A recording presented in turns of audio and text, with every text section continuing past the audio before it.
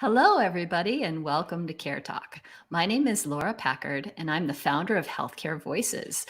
We're organizing adults with serious medical conditions, but I have a personal relationship to the American healthcare system because I'm also a cancer survivor. And I went through procedures that were denied by insurance, fighting surprise medical bills, and more. And in this show, the experts answer your questions so that you can get help with your health insurance and healthcare questions. Our special guest today is author Jonathan Cohn, who wrote this book, The 10-Year War, about the history of the Affordable Care Act, otherwise known as Obamacare. And he'll be on later on the show today. But first, we are answering your healthcare and health insurance questions. Our first question is from Susan, who wants to know, is it worth keeping my Humana account if drugs will have a yearly top price per year? So, if you have prescription drug coverage through the Medicare Part D prescription drug benefit, you will have an out of pocket cap for all covered prescription drugs of $2,000 beginning in the year 2025.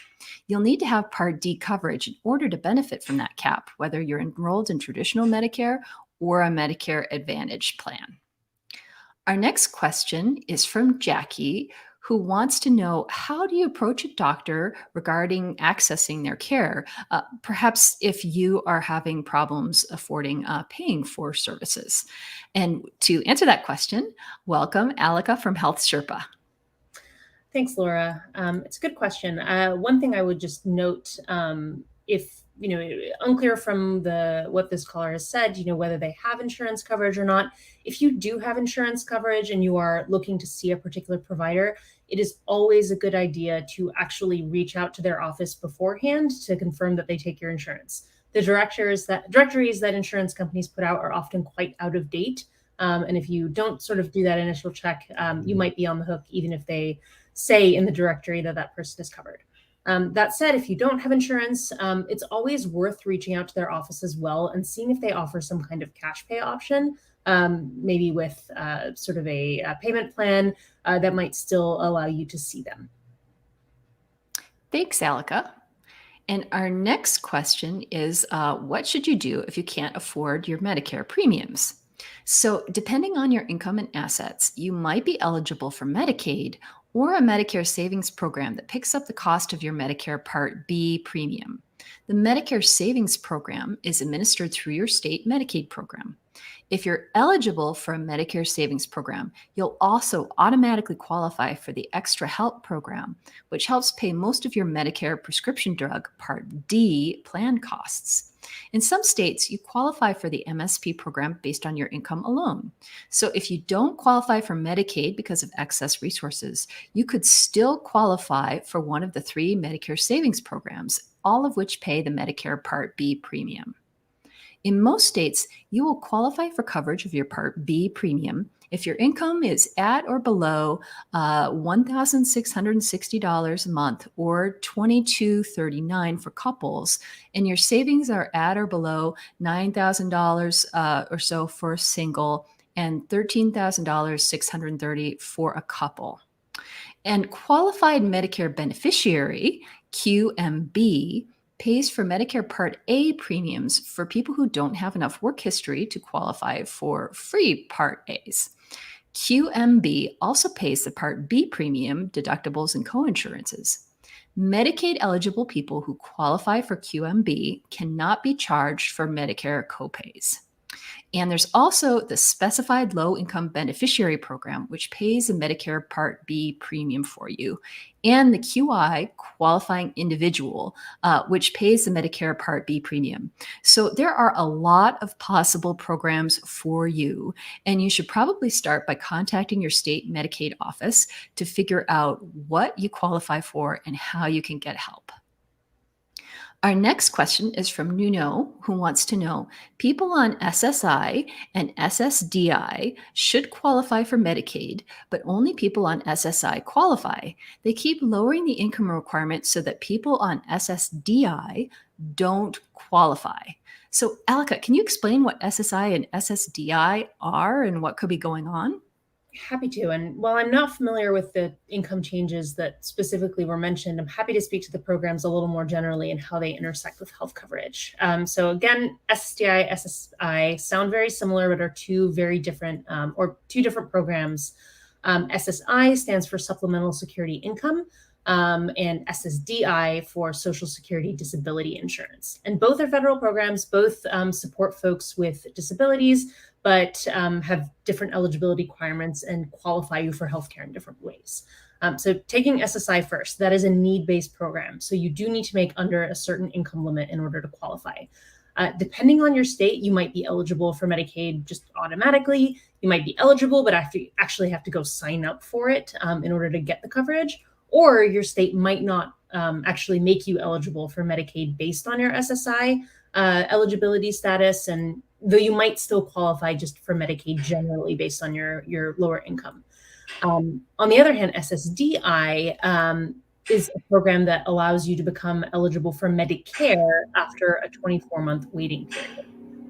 If you are in that waiting period and you don't currently have coverage, what you can do, or the best option, is generally to submit an application through the marketplace, give all your income information, or your state exchange if you're in a state that runs their own exchange. What that will do is it will check whether you're eligible for Medicaid just generally based on your income and your state's requirements, or if you're eligible perhaps for a subsidized plan on the health insurance marketplace. So that would probably be the best step if you are in that situation. Thanks, Aleka. And our next question is, what are all the different types of Medicare? The alphabet soup of Medicare parts A, B, C, D. Which ones do you need? So you will always need Medicare parts A and B to cover your inpatient and outpatient medical care. Medicare Part A covers your inpatient care in a hospital or a nursing home or a rehab facility, for example. You generally get Medicare Part A automatically with no premium because of contributions to Medicare throughout you or your spouse's work history. Medicare Part B covers your outpatient care from physicians and other healthcare providers, as well as durable medical equipment and lab tests. Medicare Part D covers your prescription drug costs, and most people with Medicare do enroll in a Medicare Part D plan. Medicare Part C is another way of describing the Medicare Advantage program. You can elect Medicare Advantage, and usually it will include Medicare prescription drug coverage. And to be covered through Medicare Advantage, you'll need Medicare Parts A and B. So Medicare, there's traditional Medicare and Medicare Advantage, which is offered through insurance companies. So those are the alphabet letters, and you will need to enroll once you turn 65. The next question is, can small business owners and employees use the Affordable Care Act for insurance? And if so, how? Aleka? Great question. And can I just say, alphabet soup was a really great way to describe the Medicare program as well. But in terms of business owners and employees using the ACA, the traditional sort of way that this was supposed to work was through SHOP, the Small Business Health Options Program, which was essentially going to be a way for employers to buy insurance through sort of the state-run exchanges. That said, that program has been sort of less popular in years. It really depends on your state whether that's still an option for you. The most recent data I was able to find sort of suggests that this is still an option in around 11 states. So you might look into that to see if SHOP is a good option. It also offers some tax credits for at least a few years for small business owners. There is also a different way that you can offer coverage as an employer through the marketplace, and that is by providing your employees with a stipend, a certain amount of money each month, to go out and buy their own insurance through their relevant exchange. Now, there are sort of two main programs that allow you to do that. The first one is the QSE, Qualified Small Employer Health Reimbursement Account, generally sort of pronounced QSERA. That is an older program that is only for small businesses, and essentially allows, again, you to sort of provide to generally all your employees a stipend. that program does allow you, for example, if you would have qualified for tax credits, just generally, you can take kind of less of the QSERA and more of the, there's some coordination that goes on there. The other program is called an individual coverage health reimbursement account arrangement, and that or ICRA, and that's a bit of a newer program. You're able to use that for an employer of any size, and it's a little bit different. For example, you can actually elect to offer a QSERA, an ICRA, the second type of program, only to certain groups of employees, certain classes of employees. So, for example, you could say, all my full-time employees will get a small business or a business regular employer insurance plan, but my part-time employees, I'm going to offer them this kind of stipend. So there are a few differences between the two programs. Whether one makes more sense for you is really going to depend on your particular sort of business's needs and what your employees need as well. Thanks. And so if somebody listening right now is a freelancer, they're self-employed, they don't have employees, do any of these programs apply, or should they just go right to the exchange? They should go right to the exchange. Generally, there are sort of minimum sizes or sort of qualifying that you would need to be to qualify for one of these programs. So if you are sort of an employer and employee of one, it's generally best just to go to the exchange, but you still can get some of those tax benefits in terms of sort of claiming deductions when you file your taxes as a self-employed person. So that's an important thing to note about the ICRA and QSERA is those contributions to healthcare can be tax deductible, just like an employer plan would be as well. And if somebody wants to find out more about these programs to see if their small business is eligible, where should they go for help? Great question. There are lots of folks out there, brokers primarily, who can help you with ICRA and QSERA. I'll say that I work at Sherpa, which is a web broker that we do help folks with ICRA and QSERA enrollment. So feel free to reach out to us. Or if you, for example, as an employer, are already offering, working with a TPA to offer a third-party administrator to offer benefits like a flexible spending account or a health savings account, that they might also be a good person to reach out to see if that's an option they offer. Because generally you have to set up all the accounts for these, and then you have to go and actually get the coverage. And those can be sometimes two different people helping you out. Thanks, Aleka. And just wanted to note to everybody who's listening that the end of the public health emergency is coming. So if you currently get health insurance through Medicaid, you may get a letter in the mail, or phone call, an email soon. You should pay attention because they're asking you to verify that you are still eligible for Medicaid. And if it turns out you are not still eligible for Medicaid, you are eligible for a special enrollment period that you'll be able to enroll in insurance through the Affordable Care Act if you are getting dropped from Medicaid. Anything to add, Aleka?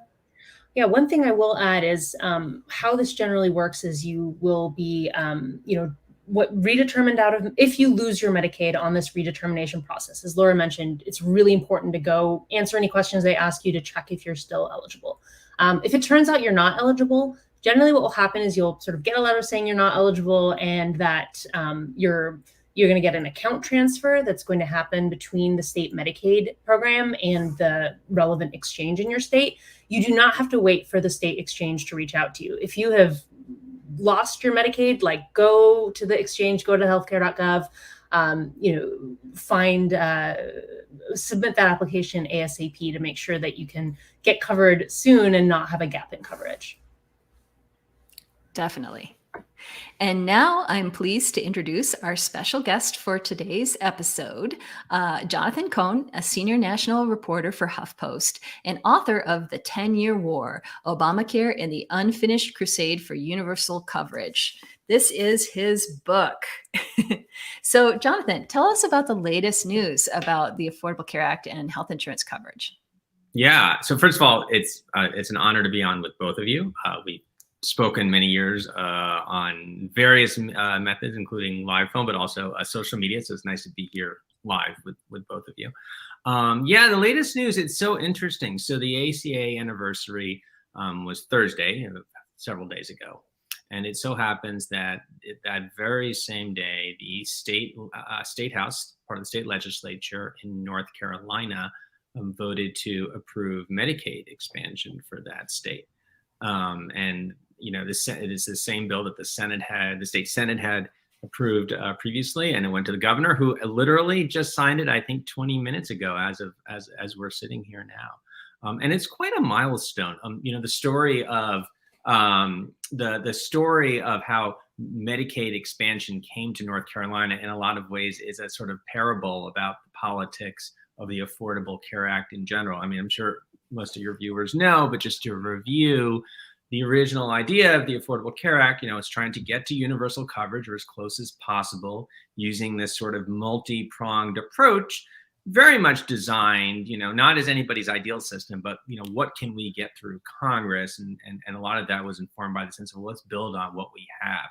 And we have this Medicaid program, already serves millions of low-income Americans. States already run it. People are familiar with it. So the idea was to expand Medicaid to cover everybody living below or just above the poverty line. And then for other people who made more money, there'd be the exchanges, they'd get private insurance or from their employers. But to kind of take care of the sort of lower income portions of the population, there would be Medicaid for everybody. And it was supposed to be automatic, more or less. Every state was going to expand it. When the Supreme Court heard its first of the big cases, and really the most significant of the cases challenging the Affordable Care Act, this was 2012. This was the case about the mandate. And people remember this was the case, and there was all this back and forth, and everybody thought the Affordable Care Act was going to get thrown out by the court, and John Roberts ended up upholding the mandate, joining the 4 liberals. And for people who were champions of the Affordable Care Act, this was, I remember it was a big day. People were very excited. There was a lot of celebration. There was a second part to that decision that didn't get a lot of attention on that day. But the second part was Roberts in a sort of, and it was actually a 7-member majority. 2 of the Democratic appointees joined him and the conservatives in what may have been a deal behind the scenes to say that, hey, this Medicaid expansion, this expansion of Medicaid is unconstitutional because the way it's structured, basically states don't really have a choice about whether to implement it or not. And that's not fair. So we're going to make this effectively optional for the states. States can decide, do we want to expand Medicaid to cover everybody, at below or just above the poverty line? Or do we want to stick with the way we've had it before, which in many states, especially some of the more conservative states, the Medicaid historically has been much stingier. It's been limited to certain groups of people at much lower incomes. And so there are large numbers of people who are, they're working part-time jobs, they're working low-paying jobs, but they can't find insurance, and so they're uninsured. When this happened, the assumption from a lot of people was, well, it really isn't going to make that big a difference, this court case, because, the way the Medicaid expansion is structured, the federal government is picking up almost all the cost. And for a state, it's really, by the numbers, looks like a pretty good deal. The money coming in, it goes right into your health sector and then spreads out to the economy. Plus, you're getting insurance to a large number of people. And the feeling was, even though states had to come up with a little bit of the money on their own, most of them would really come out ahead by any reasonable measure, and they'd all do it anyway. Well, of course, that didn't happen. The politics of the ACA were so toxic at that point that in your sort of predictably liberal blue states, California, Maryland, Connecticut, 1 or 2 outliers like Kentucky, where you had a Democratic governor who was very committed to this, they expanded Medicaid, but almost nobody else did. Over the years, that has started to change. We've seen some states where you had kind of more business-minded Republican governors get their legislatures to go along. I live in Michigan, and that was the story here. More recently, we've had a bunch of states where the Republican legislatures, Republican governors would not expand Medicaid. So there have been voter initiatives. People have basically gone around the legislature to the public and gotten these approved. Idaho has had that happen. There was a referendum and voter initiative like that in Missouri, et cetera. The feeling was that we kind of hit limiting, diminishing returns on that as well, because there aren't that many of the holdout states. There were about a dozen to start the year where you could do an initiative. And really you were down to a kind of hardcore of states with a lot of very powerful Republicans in charge of either the legislature or they were governor or both, and they just would not hear about Medicaid expansion. And that had always been the story in North Carolina, where the legislature and for a while the governor, who was Republican, were dead set opposed to an expansion. And they made several policy arguments about it. They said, look, yes, the federal government's picking up the cost now, but we think they may not keep it up. They may pull that money back. They thought, we don't like Medicaid. It's a broken program. Why would we add more people to it? And, there was a general aversion to sort of, it sounded like welfare to them. They thought they were going to subsidize dependency. What's interesting is that a Democratic governor got elected in 2016, Roy Cooper. This was his top priority, and he kept at it. Advocacy grassroots groups really kept campaigning on it, and they kept a lot of storytelling, I think, that was actually potentially very important, and sort of bringing people to the Capitol or getting them on the news to say, these are the people who don't have health insurance. They're farmers, they're people who are working 2 jobs and they don't have health care. North Carolina has a lot of rural hospitals. They were struggling. The Medicaid expansion would help them. And eventually, over time, there was a sort of softening. A handful of Republican leaders in the legislature embraced it. And then about 2 years ago, maybe it was a year and a half at this point, 2.5 years, Phil Berger, who's a state senator, really the most powerful man in Raleigh, according to one of the papers down there, just a real force, a longtime opponent of Medicaid expansion. He turned around and embraced it. And since then, they've been negotiating. And that's how they finally got to a deal. There were all kinds of machinations behind the scenes, and the hospitals agreed to an assessment, although they're going to make lots of money back. So it's not really like they're giving up money. And there was fights over things like what's called certificate of need requirements, which limit who can open a hospital. But, I think it was a result of all those things I just described. So the advocacy, the leadership by Governor Cooper, and then eventually some members of the Republican legislature, the role of these groups, a lot of conservative groups, local chambers of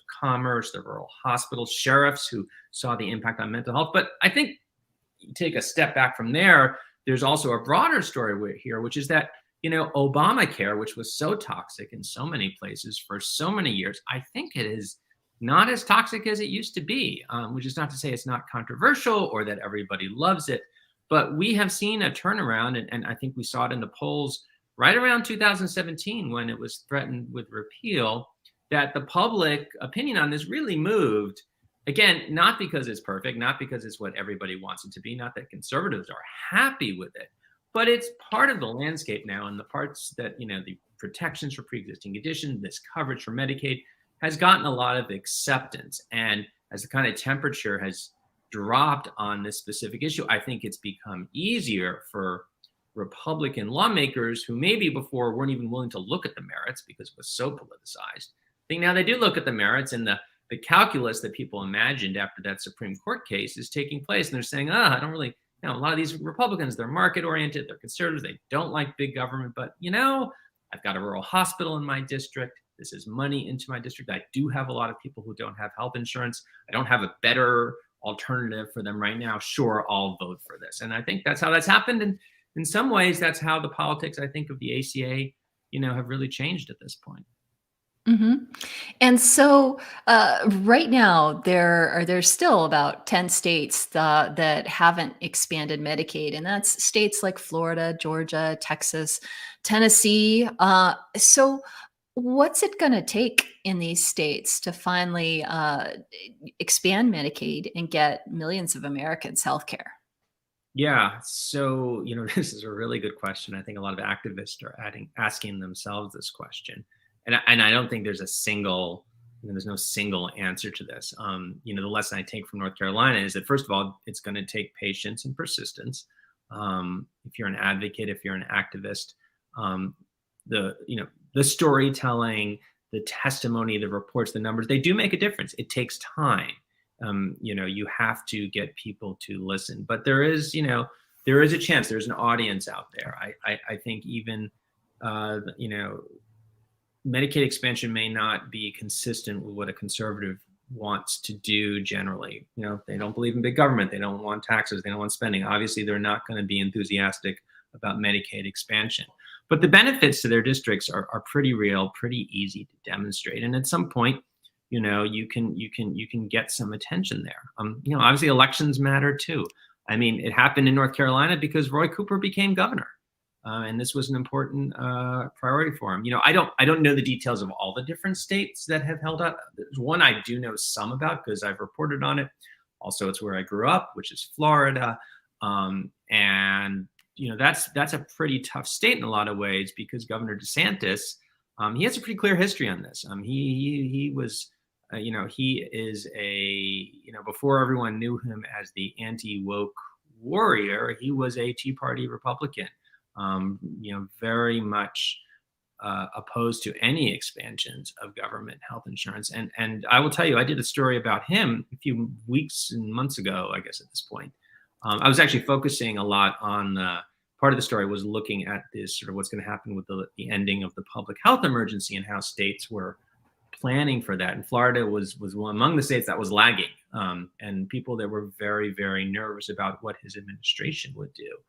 And he really, he has not, as far as I know, I did a lot of research into his position. He has not changed his position on Medicaid expansion. He's opposed it. He opposes it. And he does not seem particularly interested in smoothing the transition. I don't know if that's because it would be happy to see the Medicaid enrollment shrink. He's too busy looking at books in schools or whatever it is that he's focused on right now. I will say one interesting thing, though, which is that it's very hard to get him to talk about it or his office to talk about it. I never got answers. I had multiple communications with his communications staff in the governor's office. I never got an answer to this. I know other reporters have had the same experience. My read on that, and this is speculation, so I could be wrong, but my read on that is that the politics of Medicaid are not great for, Medicaid's popular enough now that you don't want to be seen as an opponent of it, and Medicaid expansion is popular. So that tells me that in a state, even in a state like Florida, where Ron DeSantis is very popular, he won re-election by a large margin. He's a conservative Republican. He's got a conservative state house, does not want to step out too clearly as being an opponent of this. And if that is the case, if that is where the politics are, then it tells me there is hope there with enough effort to change minds and votes. So what would you say, the title of your book, in fact, is The Unfinished Crusade for Universal Coverage. So what do you see in the future for how we can get more people in America to get health insurance? How can we get to a point where everyone has health care? This is a very good question. I don't know that I have the answer. I would have said, when I wrote the book, so the book came out, I guess, 2 years ago now? Wow, has it been that long? Maybe 1 year. I lost track. I guess a year and a half. When I wrote the book, the sort of two biggest things I would suggest, I was thinking was, number one, to get Medicaid expansion to more states, which we were just discussing. And then, the other big problem with the ACA was that for a variety of reasons I talk about in the book, and compromises needed to get it through Congress, it really wasn't, it was underfunded from day one. And as a result, the financial assistance for people buying coverage on their own, it wasn't generous enough. And especially for people kind of in the middle class. So, family of four making $50,000, $60,000, $70,000, $80,000 a year, maybe more, maybe less, depending on what part of the country you live in. They were really struggling with the insurance costs, even with getting federal help on the exchanges, and some cases even well above that, because cost of living was so expensive in some places. That obviously has been at least temporarily addressed partially by the sort of extra subsidies that were added to the law, first as part of the COVID emergency, and then in the Inflation Reduction Act. Extending those, I think, would help.